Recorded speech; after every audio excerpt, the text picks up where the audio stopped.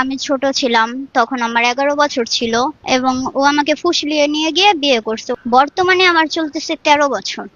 এর ভরণ পোষণের কথা বলতে গেলে এখন বর্তমানে আমার আব্বু আম্মু আছে। বাংলাদেশের এই 13 বছর বয়সীর কিশোরী মা এবং তার 7 মাস বয়সী যে সন্তান, এইরূপ ঘটে যাওয়া ভাইরাল ঘটনাটির পিছনে মূলত বাল্যবিবাহ, অপ্রাপ্ত বয়সের মেলামেশা এবং এই এখনকার প্রজন্মের ওপর যে সোশ্যাল মিডিয়ার নেতিবাচক এবং নিয়ন্ত্রণহীন প্রভাব, তারই ফলস্বরূপ পরিণতি এটা। আগামী মঙ্গলবার দিন আদালতে রায় হবে যে বাচ্চাটা কার কাছে থাকবে, আমার কাছে নাকি ওর বাবার কাছে থাকবে। তো ঘটনাটা হচ্ছে এইরূপ। জুই বলে 11 বছর বয়সের কিশোরী ফেসবুকে 22 বছর বয়সী একটি যুবকের সাথে মেলামেশা শুরু করে, তার সাথে কথাবার্তার মাধ্যমে তার সাথে প্রেমের সম্পর্কে জড়িয়ে পড়ে ও কিছুকালের মধ্যে পালিয়ে বিয়ে করে নেয়। ফলস্বরূপ 13 বছর বয়সের মধ্যে তার কোল জুড়ে 7 মাসের সন্তান। কিছুকালের মধ্যে তাদের ছাড়াছাড়ি হয়ে যায় আর এখন আইনি পদক্ষেপের মাধ্যমে সে তার ছেলেকে ফেরত চায়। তো আমাকে বলছে যে চলো, আমাদের দুজনের ফ্যামিলিতে একজনও মানবে না, তুমি আমার সাথে চলো, আমি তোমার নিয়ে যাই। তখন এইসবের পাশে ছিল ওর ভাই, ছিল ওর খালাতো ভাই, ছিল ওর বেস্ট ফ্রেন্ড ছিল। এবার মূল কারণ হচ্ছে ওর মা সবকিছু জানতো, কিন্তু তখন আমার আব্বু আম্মু কিচ্ছু জানতো না। আগামী মঙ্গলবার দিন আদালতে রায় হবে যে বাচ্চাটা কার কাছে থাকবে, আমার কাছে নাকি ওর বাবার কাছে থাকবে। তার পরিচয় হয় ফোনের মাধ্যমে, কিন্তু সে আমাকে বলে নাই। বলার পরে কিছুদিন পর আমি বললাম যে তার গার্জেন আনো। তার গার্জেনের সাথে কথা বলছি যে আমার মেয়ে নাবালিকা, আমার মেয়ে সাবালিকা হবে।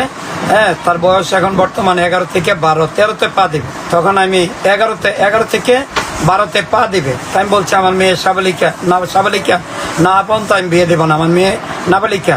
তা তারা বলছে ঠিক আছে, আপনারা যেভাবে বলেন সেইভাবে হবে। তাই আমি বলছি আমার মেয়ে মেট্রিক পরীক্ষা দিবে আর আপনার বড় ছেলে বিয়ে করবে, তারপর আমরা দেখি, আমরা সব মিলে আমরা আপনাদের সাথে কথা বলবো। কিন্তু আমার এই ছেলে কিছুদিন পর আমার মেয়েকে ফুসলাইয়া নিয়ে চলে যায় আমার অজান্তে। তখন আমি না পেয়ে আমি থানায় যে জিডি করার পরে 6 দিন পরে আমার মেয়েকে নির্যাতনের পরে আমার মেয়েকে ফিরে পাই।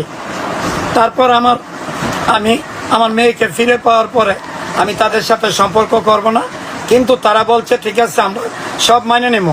এর কয়দিন পরে, প্রায় 1 সপ্তাহ পরে 11 তারিখের মাথায় তার ছেলে আমার মেয়েকে নিয়ে আবার পলাই যায় একখানে আমার মেয়েকে বলছে যে এখানে একটা ভালো একটা স্পট আছে, আমরা শুটিং করব, এখানে দেখাইবো, তুমি চলো। এখান থেকে নিয়ে নাকি আমার মেয়েকে সে বিয়ে করছে, নোটারি পাবলিকের মধ্যে বিয়ে করছে, আমি জানি না। 2 লক্ষ টাকা কাবিন করছে। এখন আমি আমার এই মেয়ে এবং আমার নাতি নিয়ে আমি অসহায়ের মধ্যে আসছি। আর আমার নাতি, হ্যাঁ, আমি 5 মাস যখন মেয়ের মানে গর্ভতা, তখন আমি জানতে পারি যে তার 5 মাস গর্ভতা, আগে জানতাম না।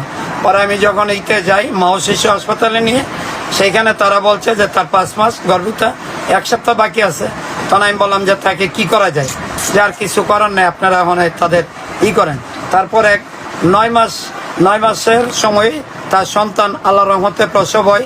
কিন্তু তারা এই ছেলেকে তারা 7 মাস যখন 3 মাসের সময় আমার নাতিকে তারা পলায় নিয়ে যায় আমার বাসা থেকে পলায় নিয়ে যাওয়ার পরে আমার মেয়েকে সে মারধর করে, আমার মেয়েকে টর্চারিং করে, খাওয়ায় না, খাওয়ান কিচ্ছু দেয় না। তখন তো এর থেকে আমরা বুঝতে পারছি না যে আজকালকার প্রজন্মের প্রতি বা বিশেষ করে ছোট ছোট বাচ্চারা অনলাইনের প্রতি আসক্ত হয়ে পড়ছে, যা এই রোজকার ছোটোখাটো ভিডিও দেখতে দেখতে বা নানান রকম অনলাইনে কার্যকারিতা করতে করতে তাদের এই ছোট বয়সে পরিপক্কতা আসার আগেই ভুলভাল সিদ্ধান্ত নিতে তারা বাধ্য হচ্ছে। এছাড়া ভার্চুয়াল সম্পর্ক, মানুষকে আসলে না চিনে সে মানুষটা ভালো না মন্দ সেসব না বুঝেই তারা ডিজিটালি বা সোশ্যাল মিডিয়ায় তাদেরকে দেখে চিনে তাদের প্রতি আবেগপ্রবণ হয়ে পড়ছে। বিশেষ করে বাবা মার প্রতি এটা একটা ভয়ানক নির্দেশ বা এটা একটা ওয়ার্নিং হিসেবে আমরা ধরতে পারি যে বাচ্চারা এই স্মার্টফোন অতি অল্প বয়সে হাতে পেয়ে সেটার যে মিসইউজ করছে সেটা কিন্তু বিপদ ডেকে আনছে। ধন্যবাদ।